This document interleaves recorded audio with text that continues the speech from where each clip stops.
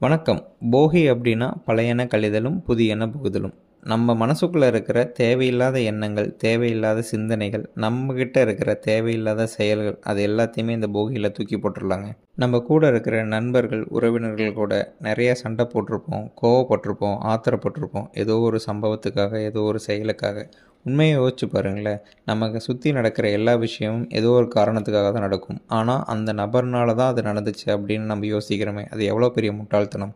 இன்னையோட அது எல்லாத்தையுமே மறப்போம், மன்னிப்போம்ங்க. இந்த போகியோட நம்மளுடைய ஆணவத்தை, கோவத்தை, குரோதத்தை, சுயநலத்தை, பஞ்சத்தை, வஞ்சத்தை, வன்மத்தை, துரோகத்தை, அலட்சியத்தை, அகங்காரத்தை போக்கி பிறக்கவிருக்கும் தையில் ஆரோக்கியத்தை, நலத்தை, வளத்தை, சாந்தத்தை, சமத்துவத்தை, நட்பில் சுகத்தை, பந்தத்தை, பாசத்தை, நேசத்தை, இரக்கத்தை, உற்சாகத்தை, ஏற்றத்தை, சுபிட்சத்தை பெற்று அனைவருக்கும் குன்றாத நலமும் குறைவில்லா வளமும் மங்காத புகழும் மாசில்லா செல்வமும் அறமறிந்த நட்பும் பொங்கலோடு பொங்கி பொங்கியது தங்கி தங்கியது பெருகி பெருகியது நிலைத்து நீடூடி வாழ என் அப்பன் இறைவன் முருகனை வேண்டி விடைபெற்றுக் கொள்கிறேன். நன்றி, வணக்கம்.